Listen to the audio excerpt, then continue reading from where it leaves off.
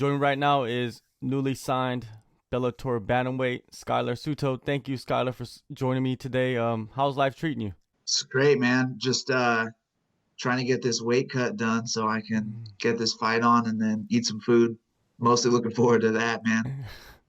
Yeah, I noticed that you fought mostly at featherweight. Now you're dropping down to bantamweight for this fight. Why did you decide to make that decision? This was just the fight that Bellator had for me, So I got the call, I got the opportunity. Mike said, "Hey, we've got this guy." Originally, it was supposed to be someone else. It was supposed to be this guy, Cass Bell, um, at 135 also, but he had a last minute injury. Then they gave me this guy also at 135.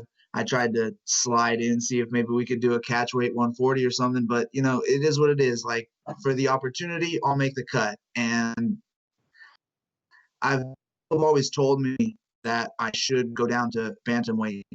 I really don't cut that much weight for featherweight, maybe 8-10 pounds. So but I felt big at featherweight, so I'm gonna feel big at bantamweight. So if the cut's not too bad, like it's the first time I've done it, if the cut's not too bad, then I think I'll stay here for a while and use that size advantage. The last time we saw you in action was November 2019, basically about a year ago. How differently has 2020 played out compared to what you expected? Oh man, I think for everybody, right, it's Mhm. played out pretty differently than what we expected. But I was supposed to fight for a regional title in April. Obviously, that didn't end up happening. So then they pushed it back and they said, okay, well, then it's going to be July. And then that didn't end up happening. And then they were going to said, okay, it's going to be October. And then that didn't end up happening, obviously. So, like, I live in Maryland and things are still shut down. We don't even know when they're going to open MMA or live attendance sporting events up at all in Maryland. So seems like things are kind of on the uptick again now with COVID, from what I'm hearing. So could be even longer. I'm just grateful that this opportunity came together, man, because if it didn't, who knows how long it would have been before I could get something together. When the pandemic hit around March, how much did it affect your life, inside and outside the gym?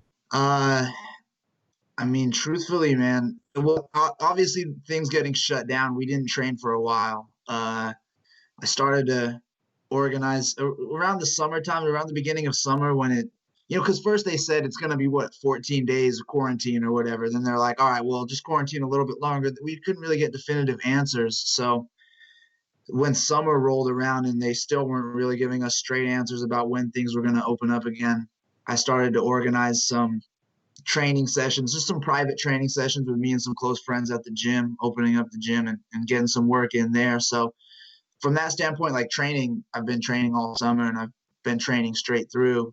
In like my personal life, to be honest, like, I mean, I don't say this too much because I know a lot of people have been affected by COVID really negatively, but it's been a positive for me. A lot of alone time for introspection and self-reflection, and now I work from home as well. So like that allows me to train more, and it's just I don't have to commute and deal with traffic. And I always wanted to work from home anyway. So to be honest, COVID was kind of a blessing for me personally. But other than obviously losing the opportunity to fight for a title, and I was planning on fighting 3-4 times this year to try to. I've had some injuries. I haven't been that active because I've been injured.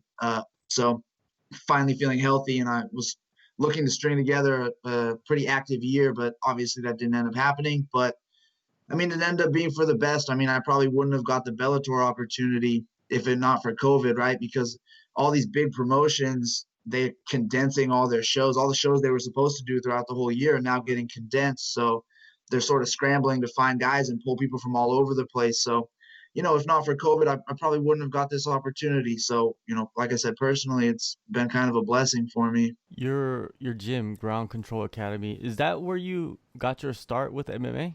I grew up in California and I just started with jujitsu, man. I just kind of trained casually. Uh, I always kind of had in the back of my mind that someday I'd like to, do a pro fight, just to like a bucket list thing, just to say like, man, I did that. I trained hard and I accomplished that goal and I can check that off. And then after I graduated college, I started working and was just in a job that I didn't really like very much, and was like, you know what, I like martial arts. Like, I'm young still. Like, let me do this thing for real. Like, let me try this and use this opportunity while I'm young to actually take a shot at a professional fighting career and see what happens. So I quit my job and I moved to Thailand, trained there for about a year, fought a few times out there, ran out of money eventually, and then, ended up in Maryland out here. When I ran out of money, I came to stay with my dad who lives out here, and then ended up getting hooked up with Team Ground Control and meeting the guys out here, and meeting some of the promoters and some of the organizations out here, and just felt like it was a good opportunity for me to, if I wanted to continue fighting, just to stay out here and see what happens. Yeah, that's a incredible journey, man. You just globetrotting somewhat back and forth. Yeah, a little bit, man. I kind of just packed it all up and was like, you know what? Fuck it, man. Let's see what happens. And put all my stuff in a storage locker and went to Thailand. And I haven't really looked back since, man. It's like I said, it's been a unconventional journey to get here, and a lot of ups and downs, some injuries that I've dealt with, and personal issues and stuff that I've dealt with. But I'm happy about where it's led me, and now I get the opportunity to showcase my skills to a wider audience, which I'm thankful for. Now, in your Bellator debut, you're facing another undefeated prospect. What are your thoughts on the matchup? It's a fun matchup, man. I've watched some film on him. He's I mean, he's a striker. He honestly fights kind of similar to me, like very accurate, fast striker, long limbs, kind of rangy. He leans on his hands a little bit more. I'm a little bit more kick heavy, I would say. So that's an interesting like chess match or dynamic going into the matchup. But I'm excited for it because most of the time when I fight wrestlers. So I'm kind of on my back foot, always looking in the back of my mind, thinking, "Great, when's this guy going to shoot? When's this guy going to shoot?" And this guy is a striker, so I finally get an opportunity to face someone who's just wants to stand up. I think it's going to be a fun fight, and it's a very good fight for me to go out there and let loose, and really get a chance to showcase my striking skills. You said earlier during the summer you brought together a small group into the gym to train.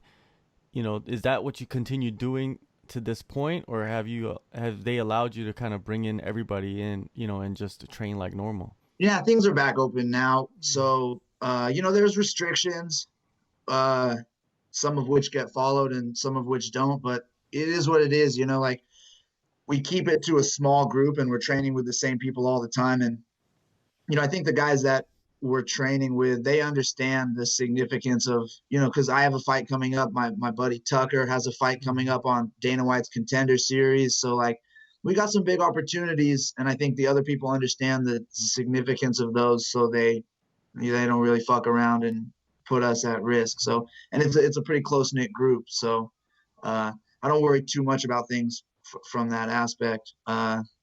And then, like I said, mostly things are open back up again, so full practices are going on, and like I said, there probably are some restrictions in place with masks or whatever, and like I said, some get followed and some don't, but you got to do what you can. You started with jiu-jitsu and then you went to Thailand for that year. Do you feel like you molded your style in Thailand, and is that what carries you now? Absolutely, yeah. I mean, when I was in college, I boxed a little bit just on the club team. So like I always enjoyed striking, but it was, I mean, I would consider myself a jiu-jitsu guy. That's what I first started with. But then when I went to Thailand and I was training Muay Thai twice a day, 2 hours a day, it just kind of fell in love with the striking and then the style of Muay Thai and just like the whole ethos of Muay Thai fighters, and how they approach fighting, the toughness that they have and the mindset that they bring to fights. So like I kind of just fell in love with that fighting style. And